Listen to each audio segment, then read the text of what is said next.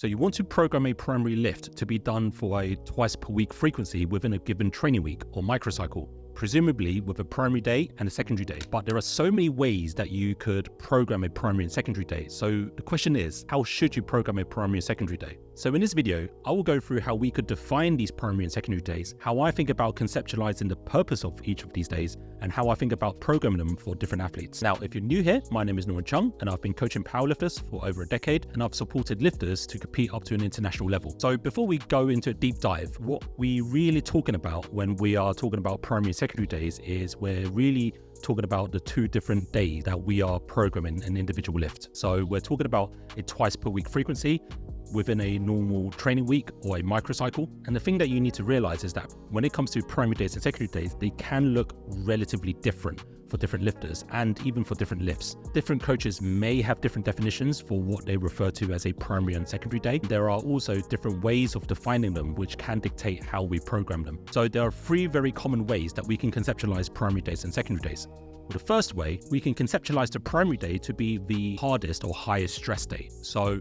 a harder or high stress day can be a little bit subjective depending on the person, but this does not necessarily mean that a high stress day has to be high volume or whether a high stress day has to be high intensity.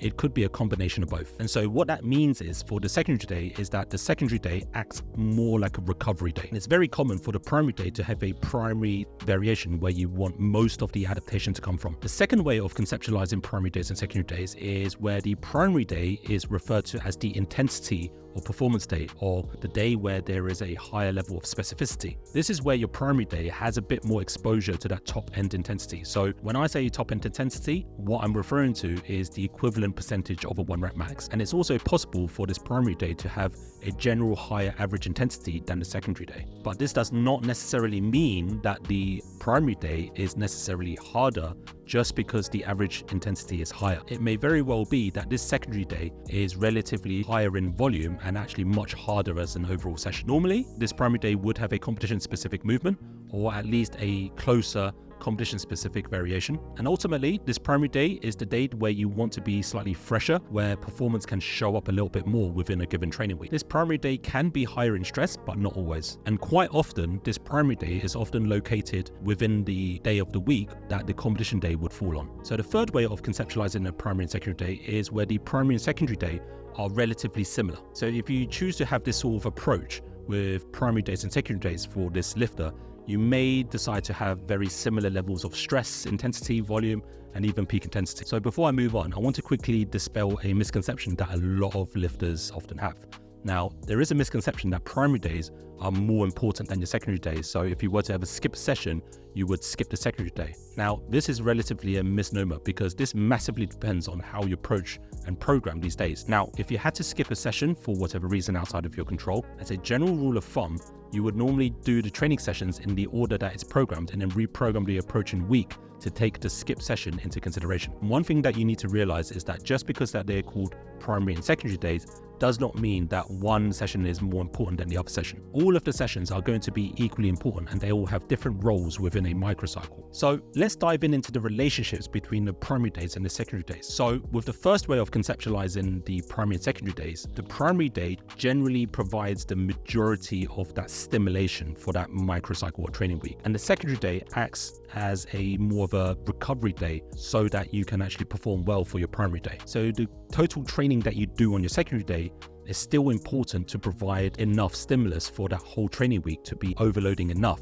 but not so much that you end up being too fatigued to perform on your primary day. So going back to the second way of conceptualizing primary and secondary days, with this primary day being a more of a performance day, the secondary day is about programming it in a way where it stimulates you to be strong for the primary day. Sometimes the secondary day needs to be relatively easier. Sometimes the secondary day needs to be a little bit harder. So you could potentially program your primary and secondary day in a way where they align conceptually with the first two ways of conceptualizing primary days and secondary days. So with the third way of conceptualizing primary and secondary days, where both days are relatively similar, they are enough overload to be able to get you stronger by the next session, but not enough that you end up fatiguing for your next session. So the peak of the stimulus recovery adaptation curve is a matter of about 2 to 4 days. So you've got these 3 common ways of conceptualizing primary and secondary days. The question is, which strategy should you choose for a lifter or a lift? So with the first option, you may just have a preference to push and pull the stress on a training week. So if you have a lifter who actually prefers to train really hard on one session and actually take it a lot easier, this could be a reason why you might choose this option. You may also want to approach it like this if you want to have a bit more of a balance between your squat and deadlift training sessions, so that your light sessions do not necessarily interfere too much with your other lifts heavy day. You may also have a lifter who actually is quite busy on the weekdays and actually has a lot more time to train harder on the weekends. So you may want to have a secondary day during the middle of the week and then have the harder sessions at the end of the week. You may also want to choose this approach if you have a lifter who actually needs a bit more exposure to intensity, so that the hard session is also a high intensity session. So going to the second way of approaching primary and secondary days. So you may want to choose this approach if you have a lifter who prefers to have their primary day coincide with the competition day in terms of what day it's done in a week. You may also want to choose this approach of programming primary and secondary days if you have a lifter who's actually relatively sensitive to intensity. And so your intensity day tends to be your easier day, where your secondary day may be higher in volume and then it's actually harder. So with the third option of approaching primary and secondary days, where both days are relatively similar, you may want to approach this way of programming if you are dealing with novices, because novices will generally have a very fast rate of progress. So they'll likely progress from session to session. So if you've got a novice, you're likely to approach a primary and secondary day where they're relatively similar. You may also have an athlete in the off season where they are relatively far out from a competition. And so you may want to build on various qualities by choosing 2 similarly important variations. You may also program experimentally to get a steady fatigue pattern from session to session and week to week, where you may eventually tweak some of the training variables so that, conceptually speaking, they're more similar to the first and second way of programming primary and secondary days. So how do you decide on the exercise selection for the primary and secondary days? You may want to choose a competition-specific variation, or you may actually incorporate multiple variations within that primary day. So you may do a top set that is of a competition-specific variation, and then you may have a variation for your back-off sets. And if you are going to program this way, given that the primary day is going to be your higher stress day, you want to choose a variation that will elicit the adaptations that you want the most, more than the other variation. If you go to the second option of programming primary and secondary days, you may want to choose a competition-specific variation, which is going to be most appropriate for lifters approaching competition. If you are going to choose the second option for programming primary and secondary days, your primary day is likely going to have your competition-specific variation. So that's going to be your competition squat, which is likely going to be a low bar squat, or your competition bench, or your competition deadlift. And on this secondary day, for the second way of programming it, you want something that will actually stimulate you and have something that will actually have transference to your competition variation, depending on what your weaknesses is. So for example, if pause squats actually make you feel very confident for your competition squat, then on your primary day, you would have your competition squat, and in your secondary day, you would have your pause squat.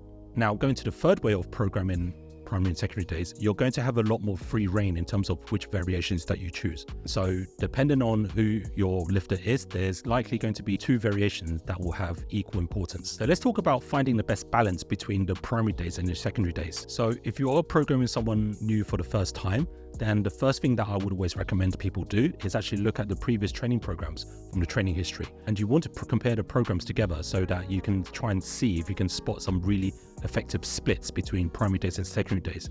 And if you're not sure, you can always speak to the athlete and ask them directly. If none of the training has been effective, then you may want to program your primary and secondary days in a way that's actually very different to what they have done before in the past. And so key things that you want to take note of for each of the sessions is look at the volume and intensity difference between those days, and take note of things like the total sets, total reps, average intensity, and peak intensity. And so you want to also take note of the ratio between the primary days and the secondary days. So look at the difference between how much volume was attributed to the primary day and how much volume was attributed to the secondary day. And if there was a certain way of programming primary and secondary days that actually worked, but then it stopped working, you also want to keep an eye out on why that might be. So the first thing that you want to do is to establish your baseline level microcycle. So consider this to be your minimal viable program, and consider starting at a relatively conservative level of intensity for both of the days. You may want to get the listener to actually do this microcycle twice, so do it for 2 weeks or more,